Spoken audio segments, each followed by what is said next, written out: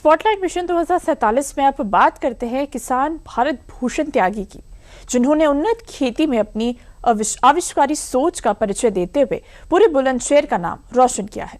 भारत भूषण त्यागी ने खेती का एक ऐसा अनूठा तरीका खोजा है जिसे एक ही खेत में कई प्रकार की फसलें उगाई जा सकती हैं। ये कैसे संभव हुआ, आइए आपको दिखाते हैं हमारी इस खास रिपोर्ट में। किसानों की आय बढ़ाना, खेती पर खर्च कम करना, आय के नए स्रोत बनाना, इन लक्ष्यों पर हम लगातार काम कर रहे हैं। साथियों, हमारी सरकार ने किसानों की ताकत को देश की प्रगति का आधार माना है। देश के किसानों को सशक्त बनाने का ये सपना मोदी सरकार ने न सिर्फ देखा है, बल्कि मोदी सरकार इसे हकीकत में भी तब्दील कर रही है। आज देश के तमाम अन्नदाता किसान सरकारी योजनाओं का लाभ लेकर फल फूल रहे हैं और देश के आर्थिक विकास में अहम योगदान दे रहे हैं। तो वही कुछ अन्नदाता किसान योजनाओं के लाभ के साथ अपनी आविष्कारी सोच से भी इसमें चार चांद लगा रहे हैं। ये तस्वीरें हैं बुलंदशहर की और ये खेत है भारत भूषण त्यागी का, जिन्होंने उन्नत खेती में अपने आविष्कारी सोच का परिचय देते हुए पूरे बुलंदशहर का नाम रोशन किया है। दरअसल भारत भूषण त्यागी ने खेती का एक ऐसा अनूठा तरीका खोजा है जिससे एक ही खेत में कई प्रकार की फसलें उगाई जा सकती हैं। यहाँ एक ही खेत में आपको टमाटर, लौकी, पालक, मिर्च, हल्दी, अदरक, एलोवेरा, नींबू और कई तरह की जड़ी बूटियां एक साथ उगती नजर आएंगी। आमतौर पर जहां किसान एक समय में एक ही फसल उगाते हैं, वहीं भूषण त्यागी ने इस सोच को बदला। उन्होंने अपने खेत को एक मिनी इकोसिस्टम में बदल दिया और जैविक तरीके से खेती की शुरुआत की, जहां हर फसल एक दूसरे की मदद करती है। जैसे ऊपर की परत में फलदार पौधे, बीच में सब्जियां और जमीन के नीचे कंद या जड़ वाली फसलें उगाई जाती हैं। जैविक खेती मॉडल में जैसे गन्ना और सब्जियों की खेती, गन्ने के बीच की खाली जगह में धनिया, मेथी, पालक, प्याज, मूली, गोभी और टमाटर जैसी सब्जियां उगाई जा सकती हैं।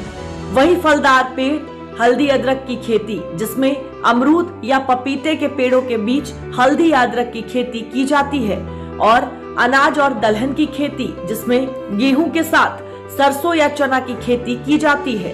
भूषण त्यागी का ये जैविक खेती मॉडल मल्टी क्रॉपिंग और इंटर क्रॉपिंग खेती का एक बेहतरीन उदाहरण है। इसमें एक ही खेत में अलग अलग ऊंचाई, समय और पोषण जरूरतों वाली फसल उगाई जाती है। अब ये देखिए गौर से, ये कितने गन्ने आगे के लिए तैयार हो, पानी कम, हर तरीके से आप देखेंगे। ये देखिए, ये पूरा देखो, ऐसे ही दिखाई देगा। क्या इस्तेमाल करा? कुछ नहीं करा, सिंपल मिट्टी की मेड़ बनाकर उस पर लगा दिया। जड़ों का विकास पूरा हो गया। पानी ज्यादा होगा, कम होगा तो नाली में रहेगा, और नाली में जो ये घास खड़ी है, इनकी जड़ों से जो बहने वाले रस हैं वो गन्ने को उपलब्ध होंगे। यहाँ पर प्याज लगा सकते हैं, लहसुन लगा सकते हैं, हल्दी लगा सकते हैं, सब्जियां लगा सकते हैं। तो ये क्या है, एक तरीके से अनेक फसलों को साथ साथ लगाने का विज्ञान है। पारंपरिक खेती की कहानी को बदलने का सफर बुलंदशहर निवासी भूषण त्यागी ने 1976 में शुरू किया था। खेती में नवीन विचारों वाली जैविक खेती ने न केवल त्यागी को प्रतिष्ठित पद्मश्री पुरस्कार दिलाया है, बल्कि इस बुलंदशहर क्षेत्र को खेती में एक नया रूप भी दिया है। भारत भूषण त्यागी को 2019 में पद्मश्री पुरस्कार से सम्मानित किया गया था। भारत भूषण त्यागी 1976 से जैविक खेती कर रहे हैं। खेती में पूरी तरह से रम जाने के बाद त्यागी ने एक खेत फसल अनेक के सिद्धांत पर खेती करनी शुरू की। भूषण त्यागी को एक खेत फसल अनेक के सिद्धांत वाली खेती से फायदा हुआ। इसमें कम जमीन पर ज्यादा फसलें उगाकर अधिक लाभ कमाया जा सकता है, और इसमें उपज ज्यादा होती है और पानी, खाद की भी बचत होती है। मेरे पास में 9 एकड़ जमीन है और 9 एकड़ में एक गौशाला भी है, जिसमें 25-30 गोवंश है, और इसमें कोई भी बाहर से कोई अनुदान नहीं आता है। ये खेत के चारे से ही फलीभूत है।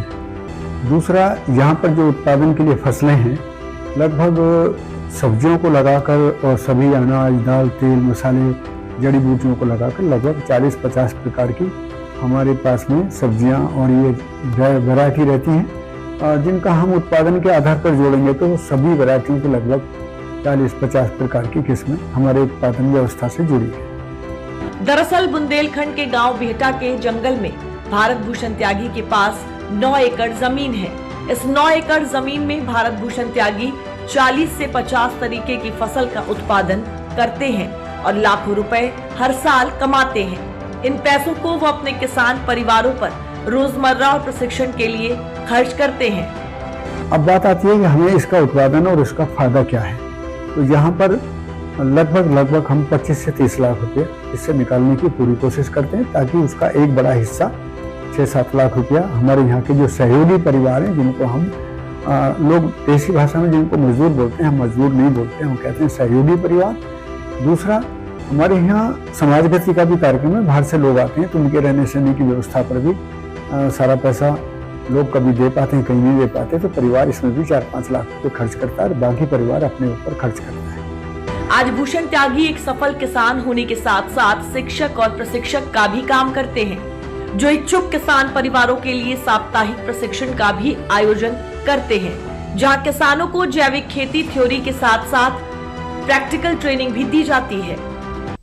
भूषण त्यागी द्वारा चलाए जा रहे प्रशिक्षण केंद्र में प्राकृतिक खेती के तरीके, जैविक खाद बनाना, कीटनाशकों का प्राकृतिक विकल्प, पानी की बचत तकनीक और बाजार तक पहुंचने के उपाय किसानों को सिखाए जाते हैं। एक अनुमान है कि भूषण त्यागी अब तक करीब 80,000 से अधिक किसानों को प्रशिक्षित कर चुके हैं, जो आज खेती किसानी में नए आयाम को गढ़ रहे हैं।